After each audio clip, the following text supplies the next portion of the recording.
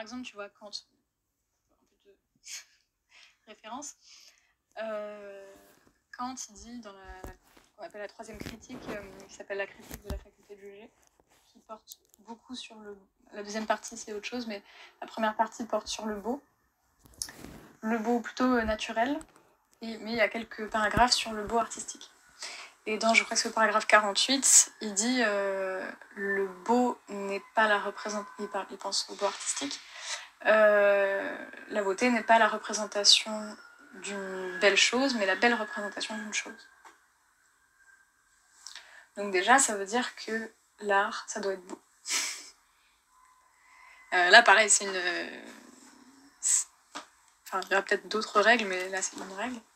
L'art, ça doit être beau. Bon, aujourd'hui, non, c'est pas du tout une règle de l'art. Il faut que ce soit beau. Et là, on peut bien parler de règles de l'art et pas d'un art, parce que c'est censé s'appliquer à tous les arts possibles. Donc, il y a une réflexion historique qu'on pourrait répondre à ça, qu'effectivement, il y a apparemment de moins en moins de règles de l'art.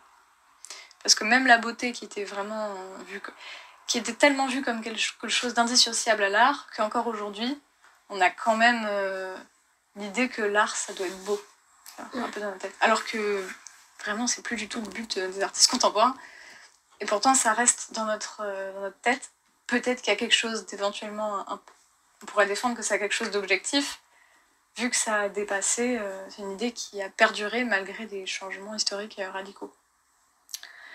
Ça me paraît quand même être un intérêt essentiel de l'art. Et justement, s'il n'y a pas de règles de l'art, ça veut dire quoi par rapport aux artistes, entre guillemets.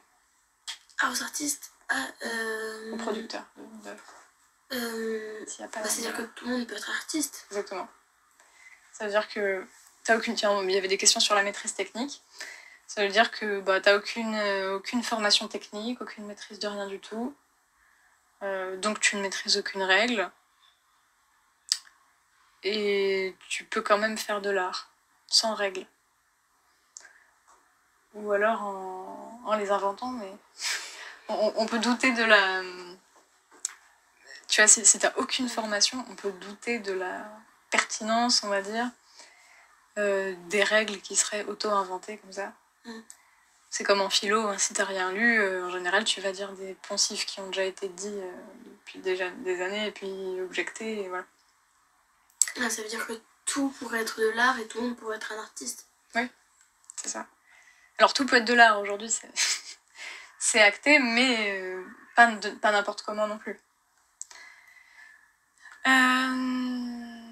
Donc les règles de l'art, en fait, ça peut être des règles techniques, ça peut être, il y a un côté voilà, éthique, vertu, pas tricher. Qu'est-ce que ça peut être d'autre? On a dit. J'oublie un sens qu'on a déjà évoqué. Vertu, technique.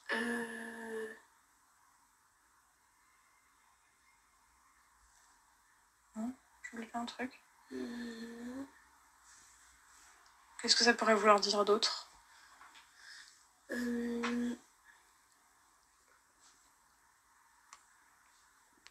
Bah, ouais, non, c'est un peu répétitif, mais du coup, ça veut dire qu'il y aurait des cases où, si ça rentre pas dans les cases, bah, ça veut dire que c'est pas de l'art. Il y aurait des... je sais pas trop comment dire, mais même numéroté ou quoi, il faut que ce soit beau, faut qu'il y ait un truc comme ça, et si ça rentre pas, bah, ça veut dire que c'est pas de l'art. Ouais, et d'ailleurs, du coup, j'y pense, pour trouver le problème derrière, pourquoi ça peut poser problème de dire qu'il y a des règles de l'art? Bah, du coup, ça veut dire que... Ça veut dire que... Par rapport à ce que c'est censé représenter l'art et être. Je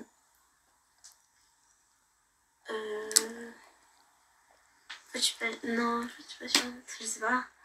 Je sais pas, il n'y a pas de... Enfin, tu peux lui dire ce qui te passe par la tête. Hein.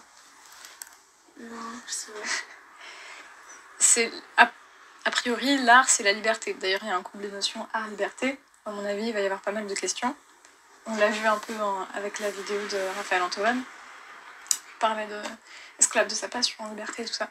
L'art, c'est censé être le lieu où Bon, justement, une œuvre originale, c'est une œuvre qui va, on dit, casser les codes. Les codes, règles, là, c'est un peu le même sens. C'est censé être l'endroit de la liberté. C'est ça que tu voulais dire? Ouais, un peu comme ça, ouais. Ouais, c'est bien. Ça, faut dire. C'est censé être le lieu de la liberté et on pourrait penser que les règles l'enfermeraient. Sur un sujet comme ça, un plan très classique, c'est qu'en gros, on va dire il faut d'abord apprendre les règles avant de les déconstruire. Bon, on peut mettre autre chose en troisième partie, hein, mais ce serait un truc un peu classique.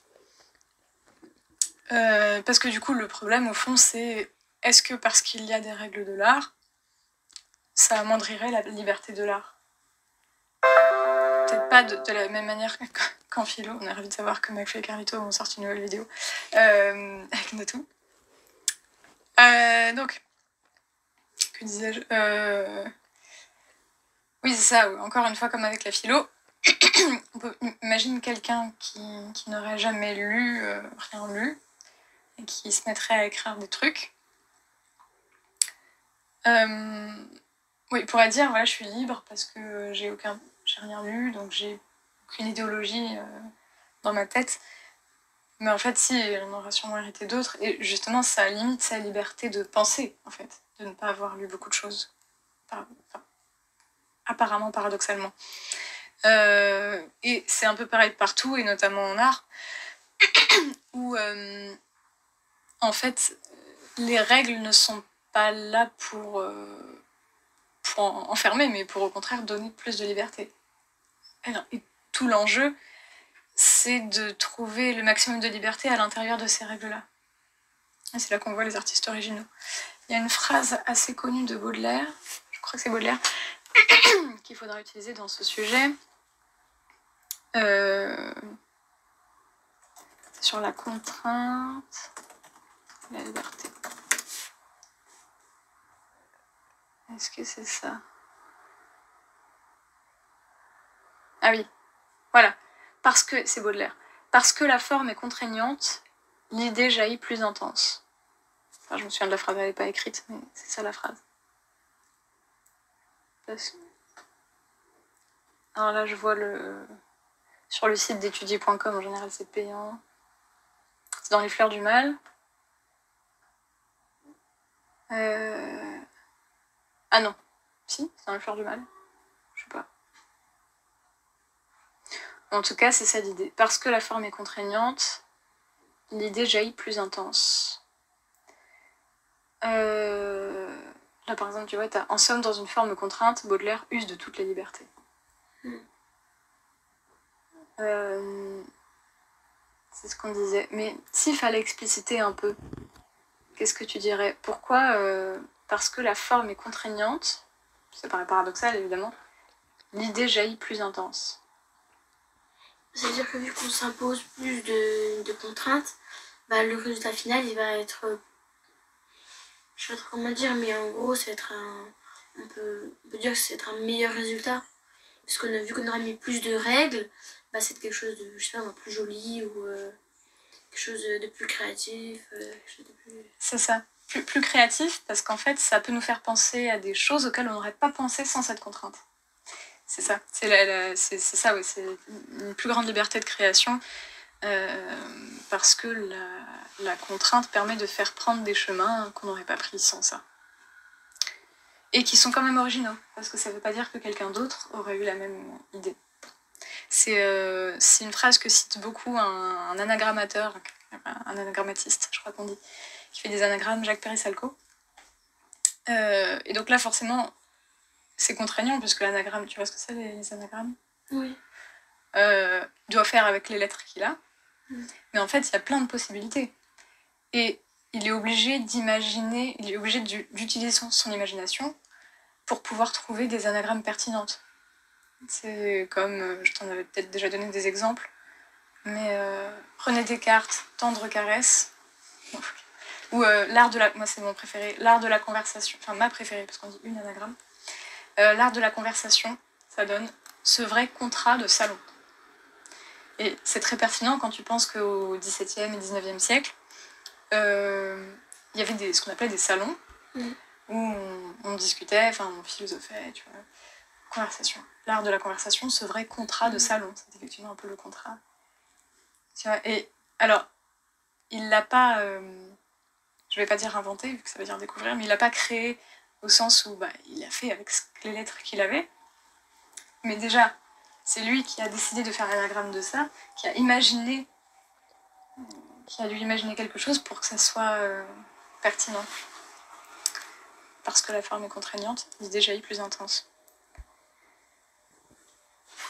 D'autres choses? Non. Cette question? Non. On reste comme ça? Passe une autre? C'est bien, on enchaîne plein. L'art et le temps. Moi j'aime beaucoup ça. L'art échappe-t-il au temps? L'art est-il éphémère? L'art peut-il nous affranchir de l'ordre du temps? C'est dur. La beauté est-elle intemporelle?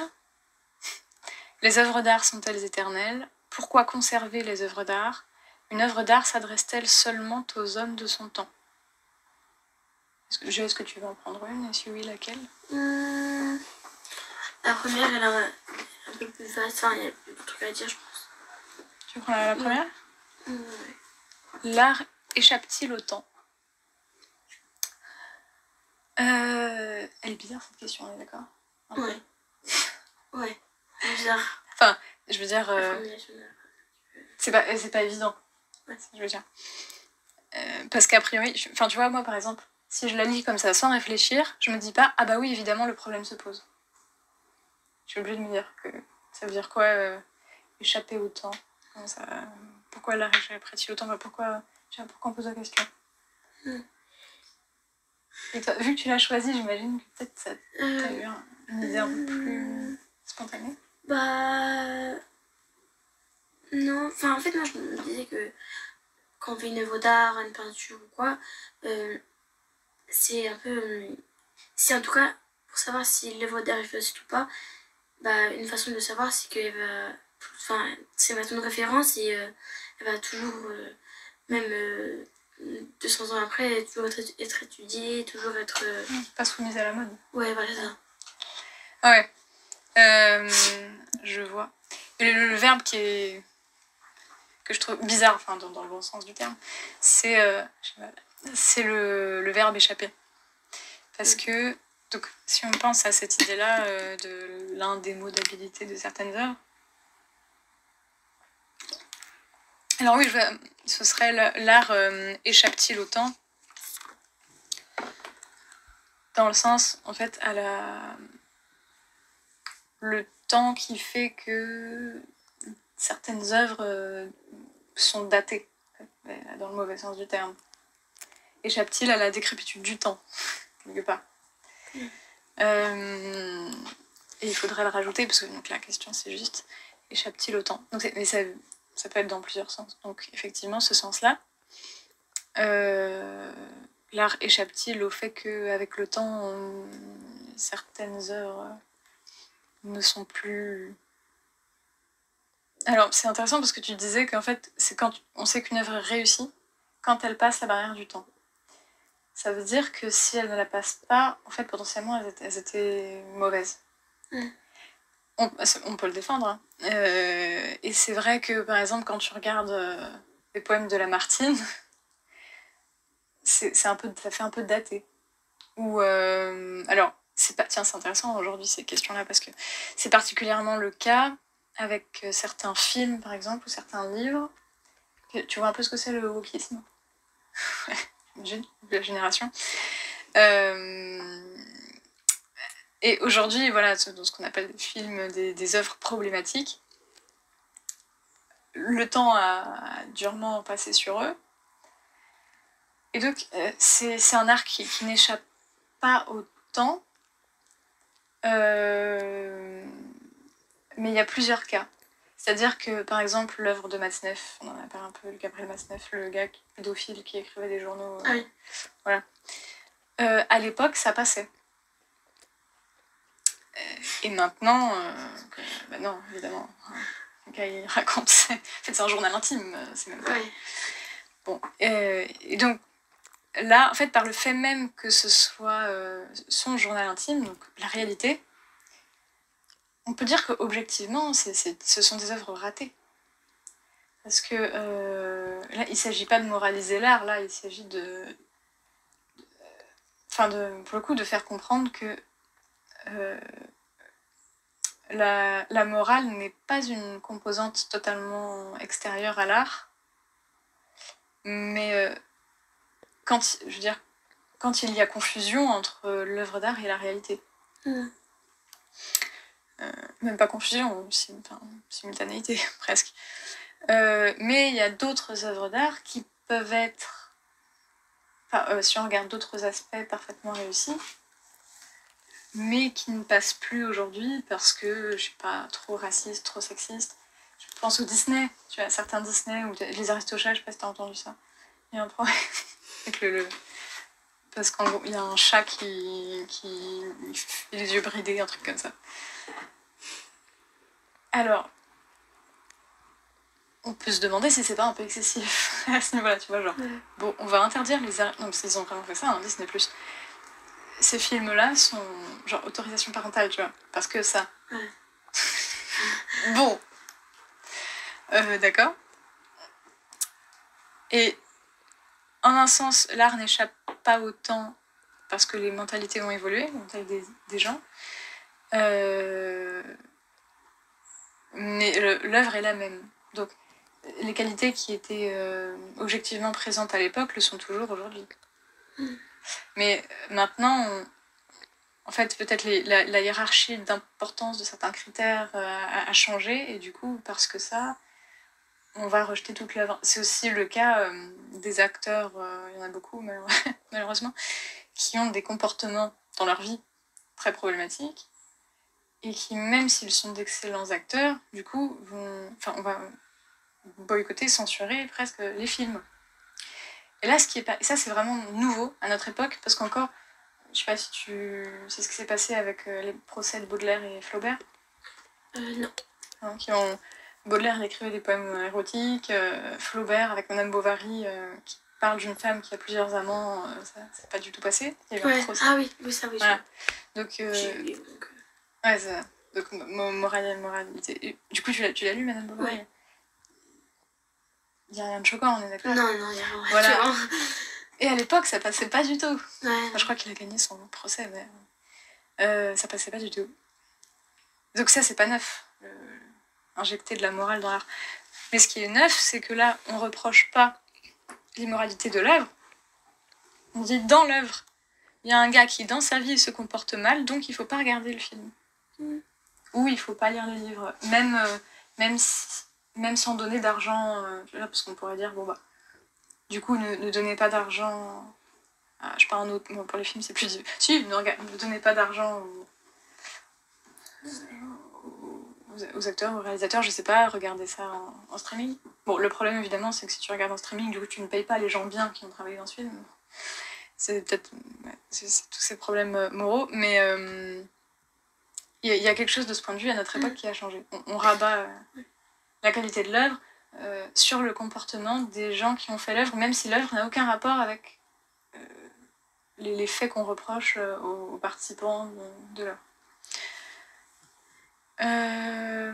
Juste par rapport à tout à l'heure qu'on avait dit que si ça passait pas l'étape du temps, c'est-à-dire que l'œuvre était arrêtée, par exemple, je pense que il y a aussi d'autres cas où il y a des exceptions. Par exemple, il y a des époques où il y avait des artistes qui faisaient des œuvres d'art pour faire passer un message, mais du coup qui étaient dédiés à cette période-là de l'histoire ou du temps. Donc, t'as un exemple en tête? Non, en fait, non, pas vraiment. Mais c'était, enfin, voilà, c'est juste pour dire que c'était pas forcément dédié à cette période dans le temps, mais juste pour cette période de l'histoire. Oui, exactement. Et du coup, nous, on voit moins l'intérêt. Même, je pense, parce que j'ai vu une pièce il n'y a pas longtemps qui a été écrite il y a un certain nombre d'années, et c'est vrai que maintenant, ça paraît moins drôle. Pas que pour des raisons morales, ça, moi je m'en fiche, mais c'est vrai que c'est un humour un peu daté. ou par exemple quelque chose qui pouvait paraître original à l'époque, aujourd'hui ne l'est plus. Mais c'est vrai qu'on peut penser qu'il y a quelque chose d'intemporel dans l'art quand c'est bien fait. Et que, tu vois, par exemple, je vais me faire détruire par les gens qui vont entendre ça, mais j'aime pas trop les films d'Hitchcock. Parce que, enfin, les vieux films, généralement. Pas tous, mais souvent j'ai du mal avec les vieux films, parce qu'en fait, j'étais habituée à voir des films récents, et la technique a tellement évolué que j'ai souvent du mal à passer au-delà de ça. Mais ça peut arriver, et c'est là que tu vois qu'effectivement, les grands films, ça reste des grands films. Moi, j'ai un peu de mal. Mais évidemment, y a des tas de gens qui sont cinéphiles et qui voient le caractère intemporel de ce truc, de certaines œuvres. Et du coup, il y aurait quelque chose dans l'art qui ne relèverait pas de la technique. C'est ce qui ne relèverait pas de la technique, peut-être, qui échapperait au temps. C'est intemporel. Mais c'est là que le verbe échapper est intéressant. C'est qu'en fait, est-ce que quoi que ce soit peut échapper au temps? Non, non, non. Non, mais je veux dire dans le sens nécessaire, c'est-à-dire tout est temporel, on vit dans le temps, rien ne peut échapper au temps. C'est pour ça que la question peut paraître bizarre, en fait, ça aurait été le premier truc à dire, tu vois, dans une disserte en intro. Non, l'art ne peut pas échapper au temps comme n'importe quoi d'autre. Tout est tout bout d'un moment dans le temps. Ouais. Mais donc ensuite, il faut se demander quel autre sens ça a, échapper. Et donc oui, ça peut être échappé du point de vue de l'appréciation, comme on disait.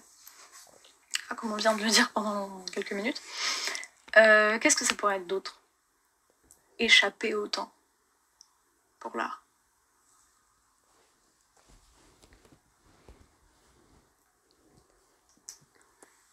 T'as d'autres idées? Là, j'ai pas trop d'idées, j'avoue que... C'est dur, mais c'est normal. Ouais, échapper... Alors, donc il y a le sens physique. Échapper au temps, non. Alors peut-être, on n'a pas encore parlé de ça, dans l'expérience d'une œuvre d'art. Parce que tu vois, échapper au temps, ça peut avoir aussi un sens un petit peu plus métaphorique, j'ai envie de dire. Tu vois, quand on dit, je sais pas, le temps était comme suspendu. D'ailleurs, on dit comme. On peut penser à ce sens-là aussi. L'art échappe-t-il au temps? Dans le sens où, est-ce que là, ce serait plutôt, voilà, quand on expérimente une œuvre d'art, ou peut-être quand on fait une œuvre d'art, pourquoi pas, ce serait des moments alors c'est marrant, intemporels. Du coup, à la fois qui échappent au temps, mais qui sont... Oui, non, c'est ça, intemporels. Mais je me dis, c'est marrant parce que on dit qu'une œuvre d'art est intemporelle.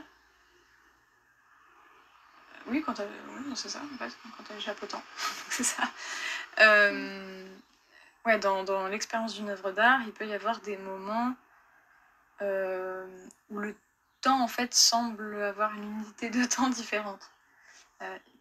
2 secondes peuvent sembler... Enfin, 2 secondes, ça serait court quand même. Je sais pas, moi, 5 minutes. oui, non, vas-y. Un spectacle musical peut sembler plusieurs... Même, voilà, un temps long dans un temps court. Et là, l'art échapperait au temps, au sens du temps découpé mathématiquement par les hommes en secondes, minutes et heures. Il y a tous ces sens-là possibles. Est-ce que... je viens d'avoir une idée. Bon, c'est pas... en fait, c'est plus par rapport aux peintures, parce que du coup... Enfin, je sais pas. On peut aussi penser échappe-t-il au temps dans le sens où d'un moment, elle se casse... Enfin, la peinture se craquette, donc du coup, on arrive moins à voir la peinture, etc. Exactement, ouais, ça c'est un très bon exemple, je n'avais pas pensé. L'art échappe-t-il au temps au sens où... Alors, on peut penser à quand l'œuvre est détruite, mais c'est vrai que c'est encore plus intéressant quand l'œuvre est abîmée. C'est-à-dire, en fait, quand c'est plus la même œuvre que quand elle a été créée, en fait, est-ce que l'œuvre reste ou est-ce qu'elle ne reste pas si elle est abîmée ou coupée en deux, je sais pas. Est-ce qu'en fait elle existe de toute éternité? Ou est-ce que sa suppression matérielle ou sa dégradation matérielle fait qu'elle n'existe plus. Ouais, effectivement. On peut penser justement aux arts temporels, aux arts du temps, on appelle les arts du temps, donc la musique, la danse, tout ce qui n'est pas figé, donc peinture, sculpture, architecture. Est-ce qu'il y aura une différence de réponse à la question en fonction de ces arts-là? Oui, je pense quand même. Parce que je pense qu'il y aurait des arts qui seraient plus impactés que d'autres et d'autres moins impactés par rapport au temps. Par exemple, une peinture peut être plus impactée dans le sens où, comme on a dit, elle peut s'abîmer. Et par contre, une peinture, ça reste la couleur, des images, donc du coup, tout le monde peut aimer ça, peu importe le temps. Mais alors qu'il y a par exemple, des œuvres littéraires, par exemple, des poèmes, et des livres et des romans, où on trouve ça au bout d'un moment, c'est plus vraiment de mode, quoi. C'est plus vraiment... on peut trouver des poèmes et des romans dépassés, c'est plus... Alors, je pensais pas à ça, mais ouais, c'est marrant. Je pense que c'est genre la poésie peut être en gros plus démodable que la peinture. Ouais. Ouais, mais ça, on peut la défendre, ouais. Et à l'intérieur même du temps de l'œuvre.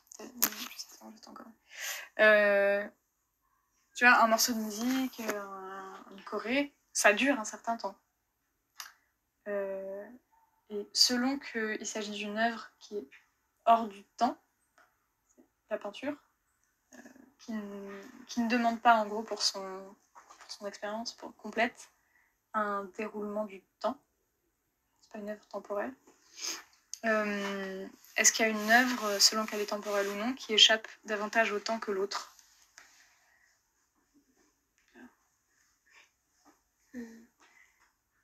Genre, est-ce qu'il y a un morceau de musique, par exemple? Est-ce qu'on peut dire qu'un morceau de musique, parce qu'il dure un certain temps, échappe au temps? Du coup, on pourrait dire que non, puisqu'il est inscrit dans le temps, alors que la peinture, elle, peut davantage échapper au temps, puisqu'elle a... Enfin, forcément, elle a besoin d'un certain temps pour être vue en entier, quand même. Mais c'est pas une œuvre qui se déroule dans le temps. Elle est là, c'est tout. C'est un peu différent pour les fresques. Où là, tu peux pas englober tout en même temps. Mais de ce point de vue-là, par exemple, on pourrait dire, ça dépend des arts. La peinture, oui, échappe au temps, alors qu'il y a des arts qui s'inscrivent dans le temps. Donc déjà, même de ce point de vue-là, à l'intérieur, ils peuvent pas échapper au temps. Maintenant, il y a quelque chose dont on n'a pas parlé sur le terme, qui est quand même frappant. Tu vois, normalement, on échappe à une menace.